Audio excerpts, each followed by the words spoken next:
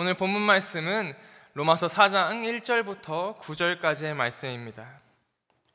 오늘 하나님께 주신 말씀은 로마서 4장 1절부터 9절까지의 말씀입니다. 함께 교독하도록 하겠습니다. 그런즉 육신으로 우리 조상인 아브라함이 무엇을 얻었다 하리요? 만일 아브라함이 행위로서 의롭다 하심을 받았으면 자랑할 것이 있으려니와 하나님 앞에서는 없느니라. 성경이 무엇을 말하느냐? 아브라함이 하나님을 믿음에 그것이 그에게 의로 여겨진 바 되었느니라.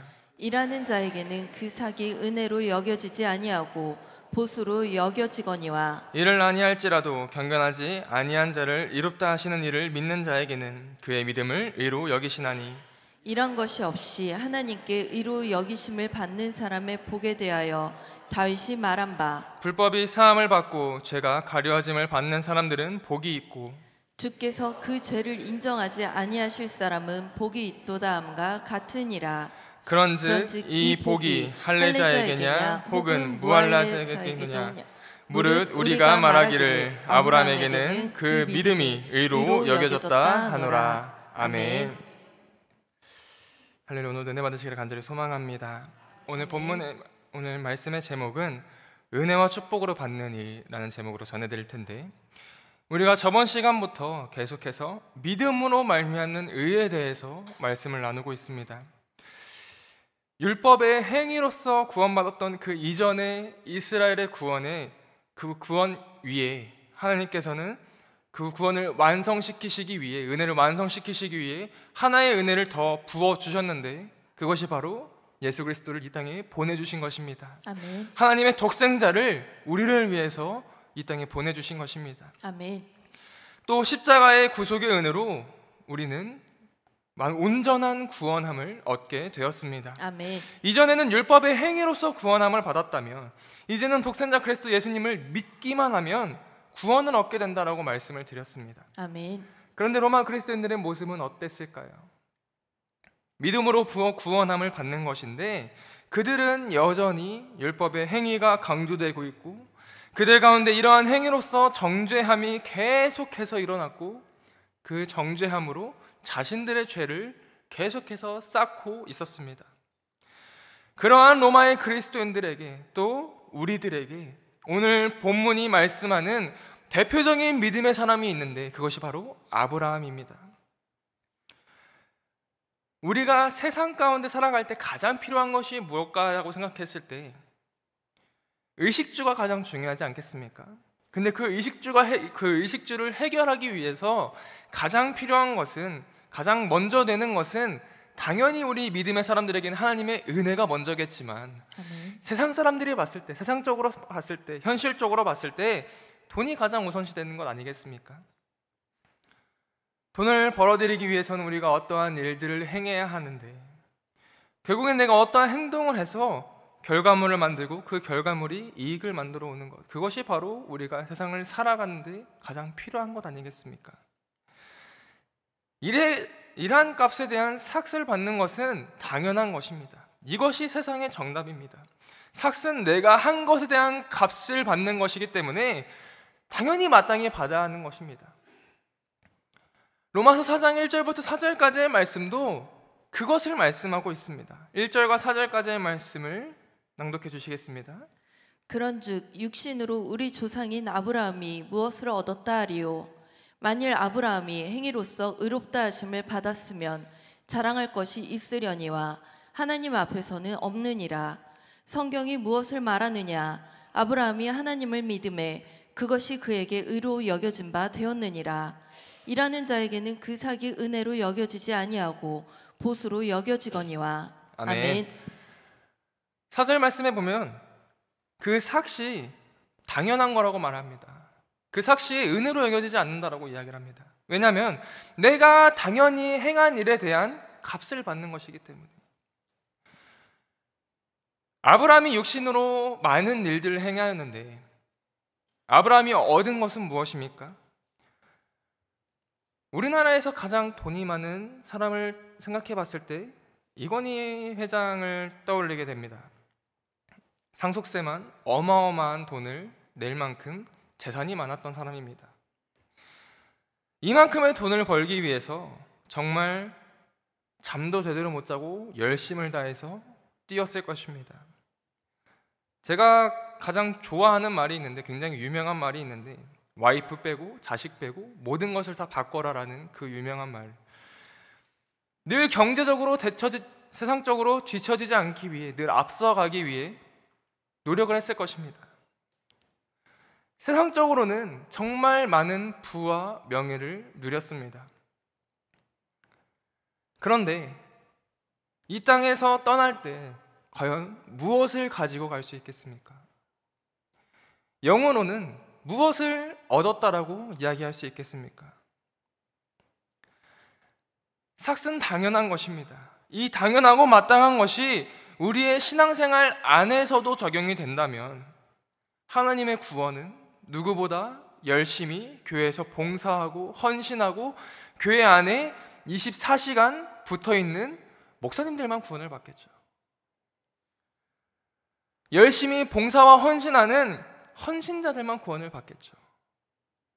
일하지 않으면 아무런 은혜도 받지 못했을 것입니다.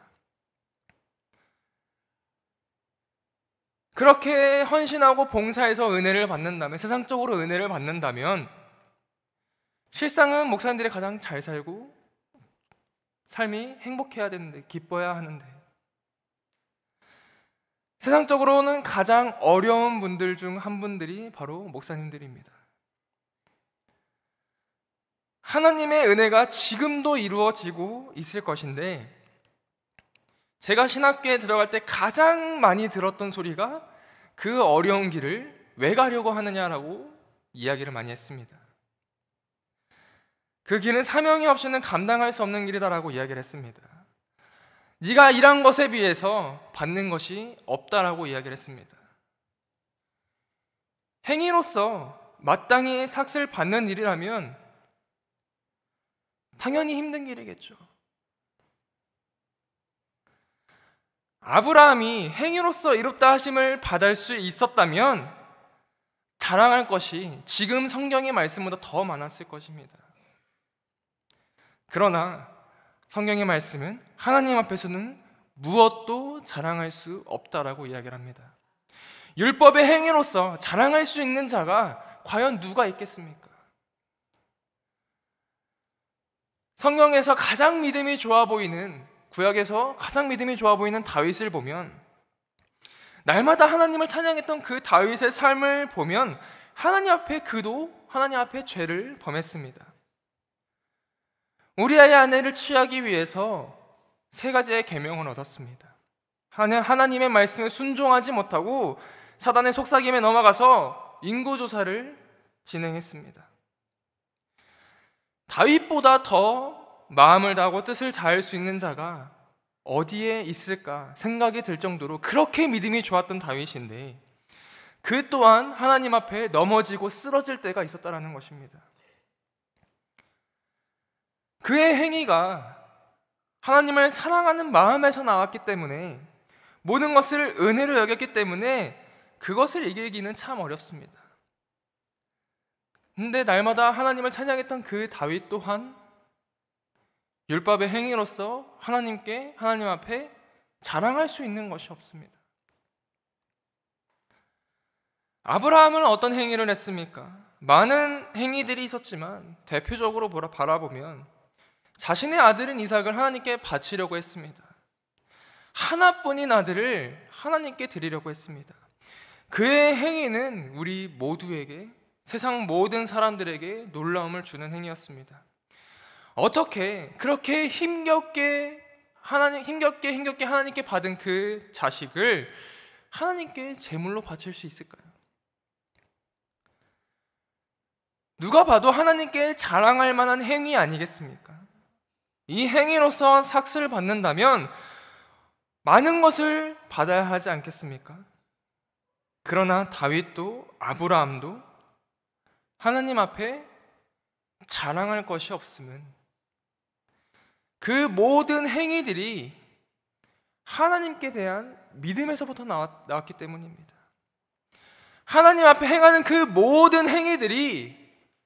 믿음에서 나왔다는 것입니다.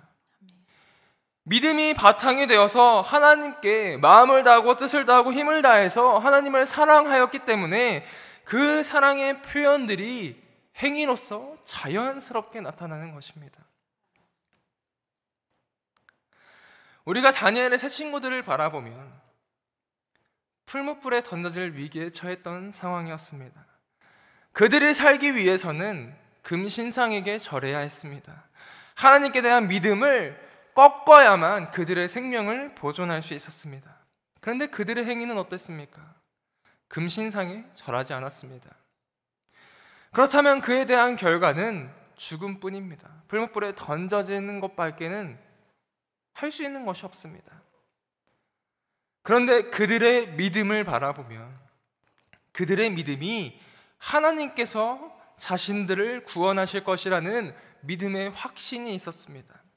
그리고 그들은 그 믿음에서 더 나아가서 그리하지 아니하실지라도 내가 이 믿음을 꺾지 않겠다라고 믿음의 고백을 선포합니다.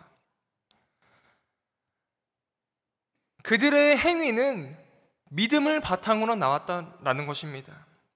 삭슬 바라고 하는 행위가 아니라 그냥 믿음에서 나오는 행위였다라는 것입니다.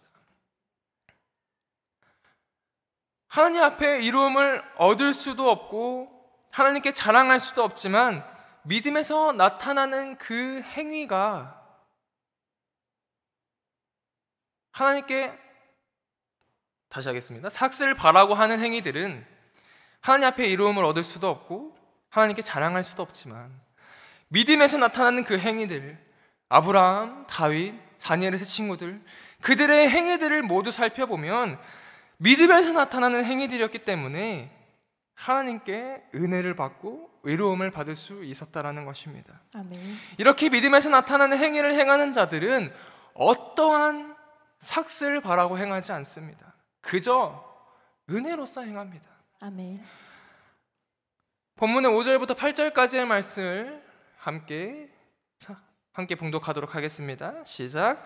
이를 아니하실지라도 경건하지 아니한 자를 이롭다 하시는 이를 믿는 자에게는 그의 믿음을 의로 여기시나니 일한 것이 없이 하나님께 의로 여기심을 받는 사람의 복에 대하여 다윗이 말한 바 불법이 사함을 받고 죄가 가려짐을 받는 사람들은 복이 있고 주께서 그 죄를 인정하지 아니하실 사람은 복이 있도다 함과 같으니라. 아멘. 아멘. 5절의 말씀을 보면 하나님의 의가 일을 행하지 않는 자들에게도 주어진다라고 말씀을 하고 있습니다. 이 말씀은 즉 삭슬 받을 수 있는 자격이 없더라도 그들에게 주어진다라는 것입니다. 우리가 행위로서, 선한 행위로서 구원함을 얻는다면 하나님 앞에 행위가 있었기 때문에 하나님께서 우리에게 당연히 은혜를 주어야 하지 않겠습니까? 또 행하지 않는 자에게는 구원함이 당연히 없어야 하지 않겠습니까? 그런데 하나님께서는 이를 아니할지라도 우리에게 하나님의 일을 주시는 분이다라는 것입니다. 아멘. 그것을 믿기만 하면 그 믿음으로 하나님께서 의로 여기신다라고 본문은 말을 하고 있습니다. 아멘. 우리가 이 말씀을 쉽게 이해하기 위해서 그리스도의 십자가의 보혈을 한번 생각해 보길 원합니다. 이전에는 이스라엘 백성들이 하나님께 나아가기 위해서, 성전을 향해 나아가기 위해서 그들은 어떻게 행하였습니까? 아무나 나아갈 수가 없었습니다. 특히 하나님의 성전 안에 있는 지성소를 향해 나아가기 위해서는 대제사장뿐만 들어갈 수 있었습니다. 그가 지성소에 들어가기 위해서는 너무나도 많은 절차들이 있었습니다. 죄를 씻고, 몸을 씻고, 옷을 갈아입고, 한 벌만 갈아입는 것이 아니라 수도 없이 갈아입고, 너무나도 복잡한 절차를 통해서 하나님께 나아갈 수가 있었습니다. 또 그들이 하나님께 나아가기 위해서는 매일 죄를 씻기 위해서 속죄 제물이 필요했습니다. 그런데 우리가 하나님 앞에 죄를 행하지 않는 것이 얼마나 어려운 일입니까? 미끄러질 때가 있고 넘어질 때가 있는데 우리는 한 주간을 살아갈 때 미끄러질 때가 너무나도 많고 넘어질 때가 너무나도 많이 있습니다. 그 죄를 가리기 위해서, 그 죄를 넘기기 위해서 속죄제물이 필요했습니다. 그 속죄제물 값은 또 얼마나 많이 들었겠습니까? 죄의 값이 너무나도 비쌌던 것입니다. 또 이방인들은 성전 밖에 있어야 했습니다. 들어갈 수도 없었습니다. 복잡하고 어려운 절차, 내 마음은 하나님과 가까이 있을지라도 성전에 가까이 들어갈 수도 없는 그 복잡하고 어려운 그 절차들이 이스라엘 백성들의 신앙생활의 한 부분이었는데, 그들의 신앙생활이었는데, 그 어렵고 복잡한 신앙생활을 예수님께서 십자가를 지심으로 단번에 허무셨다라는 것입니다. 아멘. 이것이 얼마나 감사한지, 제가 이 말씀을 드릴 때마다 매번 드리는 말씀이지만, 우리가 성전을 향해 나아갈 때, 하나님께 나아갈 때 매번 어린 양을 잡아야 했다라면 저는 성전을 향해 나아갈 수도 없었을 것입니다. 피를 보면 기절하는 성격이기 때문에 나아갈 수도 없었을 거예요. 그런데 하나님께서는 그것들을 단번에 허무시고 휘장이 갈라져서 하나님과 나 사이에 있던 장벽들이 무너지고, 이전에는 하나님께서 계신 지성소에 들어갈 수도 없었던 우리가 그리스도의 보혈로 모든 믿는 자들이 하나님의 지성소를 향해 나아갈 수 있게 되었고, 아멘. 우리가 마음만 하나님과 가까이 있는 것이 아니라 몸도 하나님과 가까이 있게 되었다라는 것입니다. 아멘. 모든 믿는 자들이 그리스도의 보혈로 정결함을 얻어서 하나님 앞에 나아갈 수 있게 되었다라는 것입니다. 아멘. 매번 우리가 어린 양을 잡아서 우리의 죄를 씻는 그 어려운 복잡한 절차들이 그리스도의 보혈로 단번에 해결되었다라는 것입니다. 아멘.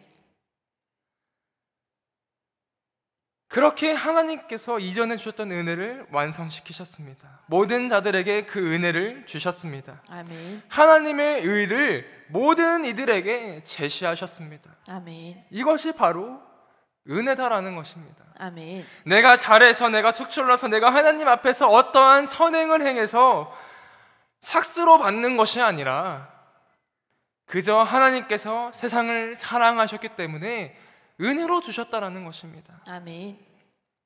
마땅한 것이 아닌 하나님의 선물인 것입니다. 아멘. 우리는 하나님께 날마다 복을 달라고, 은혜를 달라고 기도하실 것입니다. 요즘 기독교인들에게 보면 복을 구하는, 복만 구하는 그러한 샤머니즘적인 신앙의 모습들이 많은 그리스도인들에게 보여집니다. 그런데 우리가 복만 바라고 있는데 성경은 이야기를 합니다. 우리가 구하는 복은 이미 우리에게 주어졌다라고 성경은 이야기를 합니다. 7절과 8절의 말씀을 다시 한번 봉독해 보도록 하겠습니다. 시작.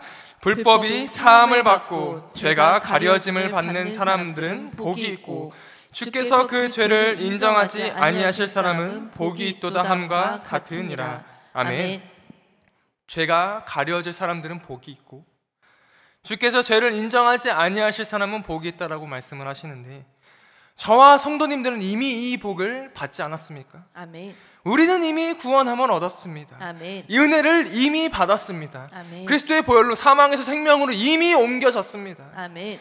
삭시 아닌, 마땅히 주어지는 것이 아닌 은혜의 선물을 이미 받았다라는 것입니다. 아멘. 그런데 우리는 계속해서 여전히 하나님의 은혜를 구하고 있고 복을 구하고 있습니다. 우리는 이제 더 이상 죄의 올무에서 묶여있는 것이 아니라 자유함을 얻었습니다. 하나님의 은혜로 하나님의 의를 얻었습니다. 얼마나 큰 축복을 누리고 있습니까? 그런데 그 축복 우리는 어떻게 누리는지 알고 계십니까?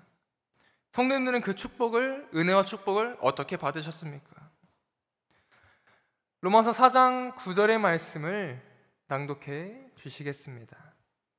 그런즉 이 복이 할례자에게냐 혹은 무할례자에게도냐? 무릇 우리가 말하기를 아브라함에게는 그 믿음이 의로 여겨졌다 하노라. 아멘. 오직 믿음으로 여겨졌다라고 말씀을 하고 있습니다. 아멘. 요한복음 1장 12절과 3장 16절의 말씀을 함께 봉독해 보겠습니다. 시작.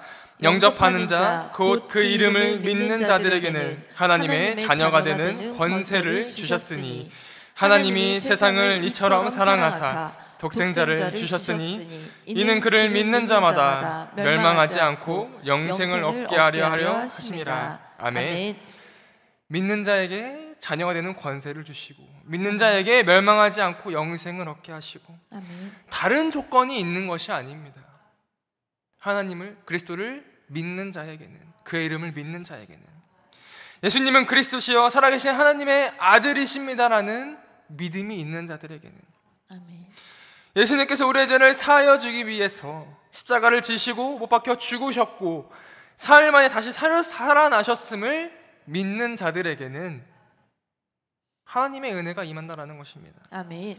그로 인해 우리의 죄의 문제가 단번에 해결되었고 휘장이 갈라져서 우리가 언제든지 쉽게 하나님의 성전으로 발걸음을 옮길 수 있다는 것, 이것이 하나님의 은혜다라는 것입니다. 아멘. 그러한 믿음을 갖고 살아가는 자, 결국 믿음이 우리에게 하나님의 의라는 선물을 받는 조건이다라는 것입니다. 아멘. 그리고 그 은혜들은 할례자나 무할례자나 동일하게 주어지는 것입니다. 은혜와 축복 또한 세상 모두에게 주어지는 것입니다. 아멘. 이전에는 이스라엘 백성들에게, 할례를 행한 자들에게, 언약의 표징을 한 자들에게만 주어지는 것이었다면 이제는 세상 모두에게 주어지는 것입니다. 우리에게도 주어지는 것입니다. 아멘. 그 믿음을 대표적으로 본문 성경의 로마서 4장의 말씀은 아브라함을 대표적으로 이야기를 하고 있습니다. 18절부터 22절까지의 말씀을 낭독해 주시겠습니다. 아브라함이 바랄 수 없는 중에 바라고 믿었으니 이는 내 후손이 이 같으리라 하신 말씀대로 많은 민족의 조상이 되게 하려 하심이라. 그가 100세나 되어 자기 몸이 죽은 것 같고 사라의 태가 죽은 것 같음을 알고도 믿음이 약하여지지 아니하고 믿음이 없어 하나님의 약속을 의심하지 않고 믿음으로 견고하여져서 하나님께 영광을 돌리며 약속하신 그것을 또한 능히 이루실 줄을 확신하였으니 그러므로 그것이 그에게 의로 여겨졌느니라. 아멘. 아멘.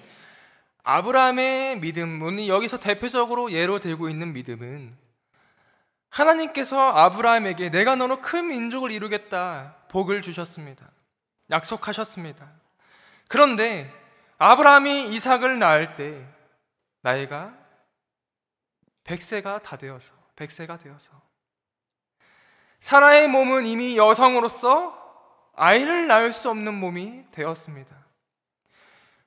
그런데 자녀가 없습니다. 현실적으로 이 하나님께 주신 복이 이루어지기가 어렵습니다. 현실적으로는 불가능 일들이기 때문에 그냥 비유겠거니 하면서 넘어가야 하는 그러한 상황입니다. 그런데 아브라함은 그러한 모든 사실을 알고도, 현실적으로 상황적으로 불가능한 것을 알고도 믿음이 약하여지지 않았습니다. 하나님의 약속, 하나님과 아브라함 사이의 언약은 반드시 이루어질 것이라는 그 믿음으로 더욱 견고해졌습니다. 아멘. 더욱 확신했다는 것입니다. 히브리서 11장 39절의 말씀에 이렇게 말씀하십니다. 이 사람들은 다 믿음으로 말미암아 증거를 받았으나 약속된 것을 얻지 못하였다. 히브리서에서 나타나는 믿음에 대해서 그들은 하나님의 언약을 받았으니 약속된 것을 그들의 생에 이루어지지 않았다라고 말씀을 합니다. 하나님의 언약이 아브라함 생애에서 살아있을 때 이루어지지 않았다는 것입니다. 내가 너를 큰 민족을 이루겠다라고 말씀을 하셨는데 아브라함이 살아있을 때 그 말씀은 이루어지지 않았습니다. 그러나 그 후에 계속해서 이어지는 하나님의 일하심 속에 이스라엘 백성들이 만들어지기 시작하는 것입니다. 하나님께서 정말 아브라함을 통해서 큰 민족을 이루셨습니다. 아멘. 히브리서 11장 40절의 말씀에 이렇게 말씀합니다. 이는 하나님이 우리를 위해서 더 좋은 것을 예비하였은즉 우리가 아니면 그들로 온전함을 이루지 못하게 하셨습니다. 우리로 하여금 그들을 온전하게 하셨다라는 것입니다. 이 말씀은 무엇이냐? 즉 하나님의 일하심은 결코 멈추지 않습니다. 아멘. 하나님께서는 반드시 그 약속하신 것을 행하신다라는 것입니다. 아멘. 그렇기 때문에 아브라함은 그 믿음을 꺾지 않았고 좌절하지 않았고 계속해서 견고한 믿음으로 하나님께 이삭을 선물로 받았다라는 것입니다. 아멘. 히브리서 11장 1절의 말씀에 믿음은 바라는 것들의 실상이요 보이지 않는 것들의 증거니라고 말씀을 하고 있습니다. 아멘. 바라는 것을 확신하는 것이고 보이지는 않지만 그것이 사실임을 믿는 것입니다. 믿음으로 하나님의 의를 바라고 그것을 주실 것이라는 확신이 있으십니까? 믿음으로 보이지는 않지만 하나님께서 그것을 반드시 우리에게 주실 것이라는 그 사실을 알고 계십니까? 그렇다면 우리는 믿음으로 하나님의 의롭다 하심을 받은 자들입니다. 아멘. 간절히 소망하기는 헛된 행위에 초점을 두는 것이 아니라 율법에 초점을 두는 것이 아니라 복음의 믿음에 초점을 두시기를 간절히 소망합니다. 아멘. 확신과 견고함을 통해서 하나님께 기쁨이 되고 성도들의 삶에 복이 되는 축복된 삶을 누리시기를 간절히 소망합니다. 아멘. 오늘 말씀은 믿음에 대해서 굉장히 강조를 하고 있습니다. 그런데 또 이 믿음만 강조되면 행위가 약해지잖아요. 이 로마 사상은 행위를 없애는 것이 아니라 행위를 내려놓는 것이 아니라 믿음에서 나타나는 행위를 강조하고 있는 것입니다. 교회에 대한 봉사, 헌신, 그 모든 것들이 하나님의 은혜가 없으면 우리의 육신은 떨어져 나갈 수밖에 없습니다. 힘이 들 수밖에 없습니다. 언젠간 지칠 수밖에 없습니다. 세상적으로 번아웃이 올 수밖에 없습니다. 그러나 그 가운데 하나님의 은혜가 있다면 하나님의 은혜로서 내가 정말 하나님께 마음을 다하고 뜻을 다하고 힘을 다해서 하나님을 사랑하는 마음으로 나타나는 봉사와 헌신이라면 지치지 않습니다. 아멘. 하나님께서 늘 힘을 주시는데 아멘. 지치지 않고 떨어져 나가게 하지 않습니다. 아멘. 제가 가장 목회 생활을 하면서 그렇게 오래 하진 않았지만 목회 생활을 하면서 가장 충격적인 말을 들었던 게 월요일부터 토요일까지 풀로 일하시는 분이십니다. 그리고 주일날에는 나와서 권사님이신데 주일날엔 나와서 또 교회에서 하루 종일 봉사를 합니다. 그래서 제가 여쭤봤습니다. 권사님은 도대체 언제 쉬세요? 언제 누워 계세요?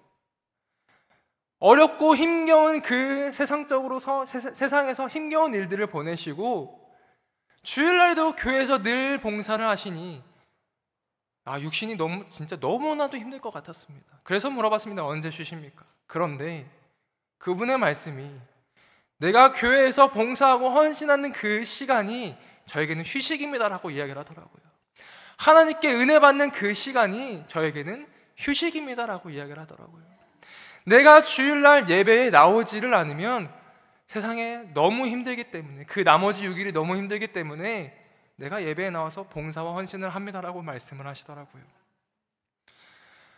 목회자로서 너무나도 큰 충격과 반성을 하게 되었습니다. 우리는 세상적으로 바라봤을 때 쉬는 날, 토요일, 주일인데 그 중에 하루를 주님께 온전히 드린다는 것조차도 사실 너무나도 어려운데 그분은 생각을 바꿔서 그 주일날 쉼을 얻고 휴식을 얻는다라고 이야기를 했습니다. 예수님께서 하신 말씀이 그대로 이루어졌습니다. 무거운 짐진 자 다 내게로 오라 내가 너희를 쉬게 하리라. 아멘. 그 말씀이 이루어지고 있는 거예요. 그분에게서 이루어지고 있는 거예요. 간절히 소망하기는 우리가 아브라함과 같은 믿음을 닮아서 다윗과 같은 믿음을 닮아서 아멘. 믿음에서 나타나는 하나님을 기쁘시게 하는 행위가 우리 안에 있기를 간절히 소망합니다. 아멘. 그렇게 우리가 주일날 힘든 것이 아니라 어려운 시간을 주님께 드리는 것이 아니라 쉼을 얻을 수 있는 그러한 복된 시간이 되기를 간절히 소망합니다. 아멘. 이 시간 기도하